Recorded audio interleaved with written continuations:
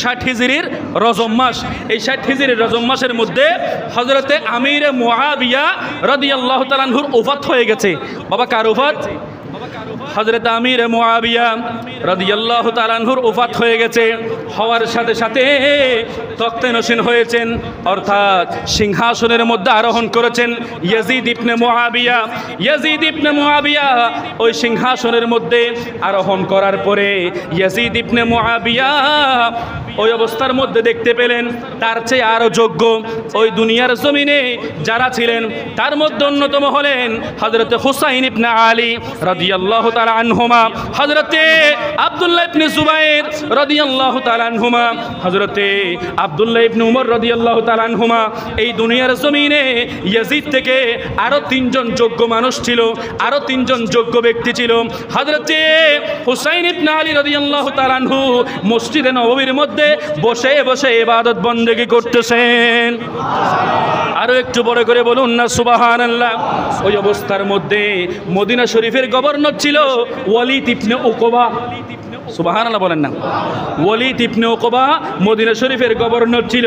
ওই অবস্থার মধ্যে ইয়াজিদের গভর্নিং হাউস থেকে চিঠি পাঠানো হলো, এই মদিনা শরীফের গভর্নর ওয়ালিদ ইবনে উকবা, আপনি অবশ্যই এই বিষয়টা জানবেন, হযরতে আমির মুআবিয়া রাদিয়াল্লাহু তাআলা আনহু দুনিয়া থেকে ওফাত বরণ করেছেন।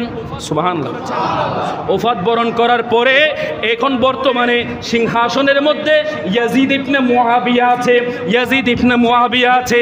দুনিয়ার জমিনে এই মুহূর্তে হযরতে নবী মুহাম্মদুর রাসূলুল্লাহ সাল্লাল্লাহু তাআলা আলাইহি ওয়াসাল্লামের নওয়াসা হুসাইন ইবনে আলী, আব্দুল্লাহ ইবনে জুবাইর রাদিয়াল্লাহু তাআলা আনহুমা, আব্দুল্লাহ ইবনে উমর রাদিয়াল্লাহু তাআলা আনহুমা, তারা মদিনা শরীফের মধ্যে অবস্থান করতেছে।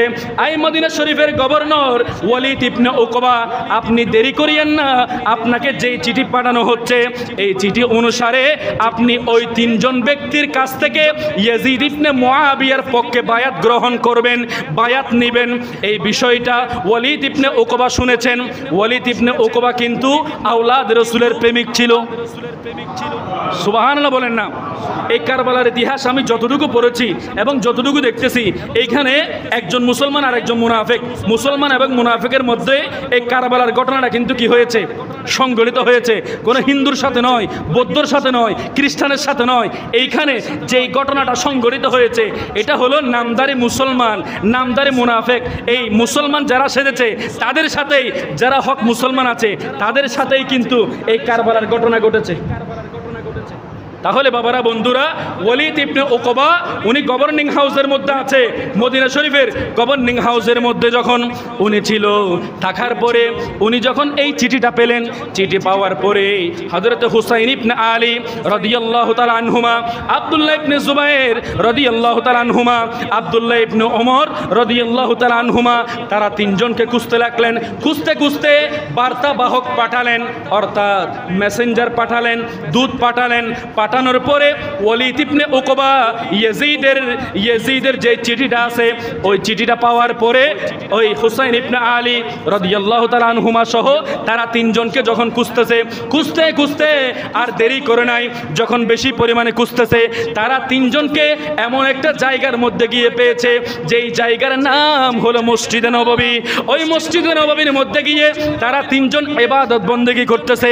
ওই ইবাদত বন্দেগী করা অবস্থার মধ্যে হযরতে ওয়ালিদ ইবনে উকবার দূতগুলা ওইখানে গিয়ে পেয়েছে। বড় করে বলেন না সুবহানাল্লাহ। ওই অবস্থার মধ্যে হযরতে হুসাইন ইবনে আলী রাদিয়াল্লাহু তাআলা আনহুমার দিকে আব্দুল্লাহ ইবনে জুবাইর আসতেছে, আব্দুল্লাহ ইবনে উমাইর রাদিয়াল্লাহু তাআলা আনহুমা আসতেছে। এসে বলতেছেন, হুজুর, এই আমাদের ইমাম এই মুহূর্তে তো মদিনা শরীফের যিনি গভর্নর আছে উনি তো এই অবস্থার মধ্যে কারো সাথে দেখা করেন না, এটা তো আনটাইম, অসময়ের মধ্যে তিনি কারো সাথে দেখা করেন না, সাক্ষাৎ করেন না। এখন কেন তিনি আমাদেরকে তলব করতেছে, আমাদেরকে তিনি ডাকতেছে? এই কথাটা শুনে ওয়ালিদ ইবনে উকবার এই চিঠিটা পেয়ে হুসাইন ইবনে আলী রাদিয়াল্লাহু তাআলা আনহুমা বলতে লাগলেন, এই আব্দুল্লাহ ইবনে জুবাইর রাদিয়াল্লাহু তাআলা আনহুমা, এই আব্দুল্লাহ ইবনে উমর রাদিয়াল্লাহু তাআলা আনহুমা, আমার মনে হচ্ছে হয়তোবা আমির মুআবিয়া রাদিয়াল্লাহু তাআলা আনহুর ওফাত হয়েছে। সুবহানাল্লাহ। হয়তো এই মুহূর্তে সিংহাসনের মধ্যে ইয়াজিদ ইবনে মুআবিয়া তখ্তনশীন হয়েছে, সিংহাসনের মধ্যে আরোহণ করেছে। তখন এই ঘটনা শুনে হযরতে হুসাইন রাদিয়াল্লাহু তাআলা আনহু ঘরের মধ্যে আসলেন। আসার পরে মদিনা শরীফের কিছু নওজোয়ান সন্তানদেরকে নিয়েছেন, নওজোয়ান ইয়ং পারসন, যুবক ভাইয়েরা যারা আছে তাদেরকে নিয়ে হযরতে ইমাম আলী মাকাম ইমাম হুসাইন রাদিয়াল্লাহু তাআলা আনহু তাদেরকে নিয়ে রওনা হয়েছেন গভর্নিং হাউসের দিকে। ওইখানে যারা যুবক ছেলেরা আছে তাদেরকে বলতেছেন, এই আমার মদিনা শরীফের যুবক সন্তানরা, তোমাদেরকে বলতেছি তোমরা নিচে থাকবা, আমি গভর্নিং হাউসের উপরে যাচ্ছি, যে এখানে দ্বিতীয় তলা, ওইখানে যাচ্ছি।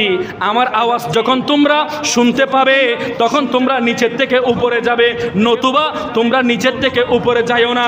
কারণ মদিনা শরীফের গভর্নর ওয়ালিদ ইবনে উকবা আমাকে ডেকেছেন, আমি তার ডাকে সাড়া দিয়ে তার কাছে যাব। যাওয়ার পরে ওয়ালিদ ইবনে উকবা তখন হযরত হুসাইন ইবনে আলী রাদিয়াল্লাহু তাআলা আনহুকে যখন দেখলেন, দেখার পরে, হুজুর আপনি এসেছেন, আসসালামু আলাইকুম ওয়া রাহমাতুল্লাহ, আসসালামু আলাইকুম ওয়া রাহমাতুল্লাহ, এইভাবে সালাম প্রদান করেছেন। সালাম প্রদান করার পরে মদিনা শরীফের গভর্নিং হাউসের মধ্যে হুসাইন ইবনে আলী রাদিয়াল্লাহু তাআলা আনহু বসলেন।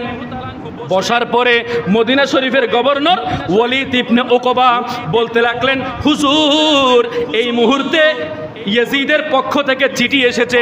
কি চিঠি এসেছে? ইয়াজিদের পক্ষ থেকে চিঠি এসেছে, হযরতে আমিরে মুআবিয়া রাদিয়াল্লাহু তাআলা আনহু ওফাত বরণ করেছেন।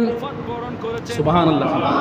এই কথা শুনে ইমাম হুসাইন রাদিয়াল্লাহু তাআলা আনহু মর্মাহত হলেন, শোকাহত হলেন। হওয়ার পরে আরও একটা সংবাদ দিয়েছেন, হুজুর আপনি হয়তো সংবাদ শুনে বিচলিত হবেন, আরও একটা সংবাদ, এই মুহূর্তে সিংহাসনের মধ্যে আরোহণ করেছে ইয়াজিদ ইবনে মুআবিয়া। ওই ইয়াজিদ ইবনে মুআবিয়া আপনার জন্য যেই চিঠিটা পাঠিয়েছেন ওই চিঠির মধ্যে লিখেছেন, হুজুর আপনি সহ আরও যেই তিনজন আছেন আপনারা তিনজনের কাছ থেকে আমি যাতে ওয়ালিদ ইবনে উকবা যাতে আপনাদের পক্ষ থেকে বায়াত নেই ইয়াজিদের পক্ষে। এই কথা শোনার পরে হযরতে ইমাম আলী মাকাম ইমাম হুসাইন রাদিয়াল্লাহু তাআলা আনহু বলতে লাগলেন, আপনি কি বলতেছেন? আপনি কি এমন কথা বলতেছেন? ইয়াজিদ তো ফাজের, ইয়াজিদ তো শরাবখোর, ইয়াজিদ তো বেনামাজি, ইয়াজিদ তো সিংহাসনের মধ্যে আরোহণ করবে এমন যোগ্য ব্যক্তি নয়। আপনি কিভাবে ভাবলেন আমি তার পক্ষে বায়াত দিব? এই কথা শোনার পরে হযরতে ওয়ালিদ ইবনে উকবা বলতে লাগলেন, হুজুর আমি কি করব? আমাকে তো নির্দেশ দেওয়া হয়েছে। হযরতে ইমাম আলী মাকাম ইমাম হুসাইন রাদিয়াল্লাহু তাআলা আনহু বলতে লাগলেন, আমাকে একটু বাবার সময় দেন। আপনি যে এইখানে চুপে চুপে বায়াত নিচ্ছেন এটা তো কেউ জানে না। আমি তো ওই সন্তান নই, আমি তো ওই রক্তের দৌহিত্র নই, আমি এমন হুসাইন যেই হুসাইন সবার সামনে আমি এই বিষয়টা ডিল করব। আপনি চুপে চুপে ইয়াজিদের জন্য বায়াত গ্রহণ করবেন এটা আমি মানতে পারবো না। আপনার যদি সাহস থাকে আপনি দেরি না করে চুপে চুপে নয় একেবারে প্রকাশ্য এসে সবার সামনে ডিক্লারেশন দেন, সবার সামনে ঘোষণা করে দেন। কিভাবে ঘোষণা করব? আপনি ঘোষণা করে দেন আমি যাতে ইয়াজিদের হাতে বায়াত গ্রহণ করি, ইয়াজিদের পক্ষে বায়াত গ্রহণ করি।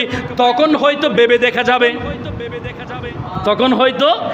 দেখা যাবে, এই কথা বলার পরে হযরত হুসাইন ইবনে আলী রাদিয়াল্লাহু তাআলা আনহুমা আর দেরি করেন নাই, ঘরের মধ্যে গিয়েছেন।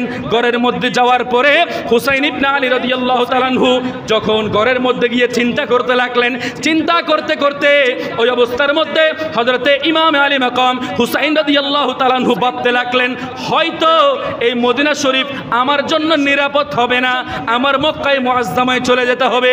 ওই অবস্থার মধ্যে ইমাম হুসাইন রাদিয়াল্লাহু তাআলা আনহু পরিবার পরিজন যারা আছে তারা প্রত্যেককে ঘোষণা করে দিল, এই আমার আত্মীয় স্বজন, এই আমার পরিবার পরিজনের সদস্যরা, তোমরা যারা আছো তোমরা জেনে রাখো এই মদিনা শরীফ আমাদের জন্য নিরাপদ নয়, তোমরা প্রত্যেকে সফরে যাওয়ার জন্য প্রস্তুতি গ্রহণ করো। এই কথা শোনার পরে ইমাম হুসাইন রাদিয়াল্লাহু তাআলা আনহু আর দেরি করেন নাই। ওই অবস্থার মধ্যে আবারও ওয়ালিদ ইবনে উকবার যে সমস্ত সৈন্যরা আছে তারা আবারও ওই ইমাম হুসাইন রাদিয়াল্লাহু তাআলা আনহুর বাসভবনের মধ্যে গিয়েছেন যে হুজুর ইমামে হুসাইন রাদিয়াল্লাহু তাআলা আনহু আপনি ইয়াজিদের হাতে বায়াত গ্রহণ করেন। এই কথা শোনার পরে ইমাম হুসাইন রাদিয়াল্লাহু তাআলা আনহু ওই সংবাদটা আবারও এড়িয়ে গেছেন। সুবহানাল্লাহ। কিন্তু অপরদিকে হযরত আব্দুল্লাহ ইবনে জুবাইর রাদিয়াল্লাহু তাআলা আনহুমা, হযরত আব্দুল্লাহ ইবনে ওমর রাদিয়াল্লাহু তাআলা আনহুমা তারা অপর জায়গার মধ্যে আছে, তাদেরকে খুঁজতেছে ওয়ালিদ ইবনে উকবার লোকজন যারা আছে তারা। কিন্তু আব্দুল্লাহ ইবনে জুবাইর রাদিয়াল্লাহু তাআলা আনহু প্রথম দিন গেছে, দ্বিতীয় দিন আস্তে আস্তে করে করে মদিনা শরীফ থেকে মক্কায়ে মুআজ্জামায় চলে গেছেন। বড় করে বলেন না সুবহানাল্লাহ।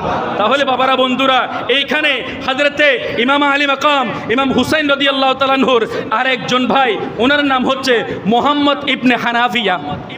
ওই মুহাম্মদ ইবনে হানাফিয়া বলতেছেন যে আমার ভাই ভাইজান আপনি দেখেন আপনার জন্য তো এটা নিরাপদ হবে না, আপনার জন্য তো মদিনা শরীফ আপনাকে তো খুঁজতেছে, ইয়াজিদের লোকজনরা যদি পায় আপনার কাছ থেকে অবৈধভাবে তারা আপনার কাছ থেকে বায়াত গ্রহণ করবেন, আপনি আর দেরি করিয়েন না, আপনি কষ্ট করে এমন একটা জায়গার মধ্যে চলে যান যেই জায়গার মধ্যে গেলে আপনার জন্য নিরাপদ হবে। আপনি শহরের মধ্যে থাকতে পারবেন না, আপনি গ্রামের মধ্যে থাকিয়েন, ওই গ্রামের থেকে আপনি মানুষদেরকে আড়ালে আড়ালে আড়ালে আড়ালে কষ্ট করে আপনি তাদেরকে বায়াতের নির্দেশ দিবেন, বায়াতের নির্দেশ দিবেন, বায়াতের নির্দেশ দিবেন। এইভাবে মুহাম্মদ ইবনে হানাফিয়া রাদিয়াল্লাহু তাআলা আনহু উনি পরামর্শ দিয়েছেন, ভাইজান আপনি দেরি করিয়েন না, আপনি ওইখানে চলে যান। লম্বা ঘটনা সংক্ষেপ করে বলতেছি, হযরতে ইমামে হুসাইন রাদিয়াল্লাহু তাআলা আনহু মক্কা শরীফ মদিনা শরীফ থেকে মক্কা শরীফে সফর করবেন।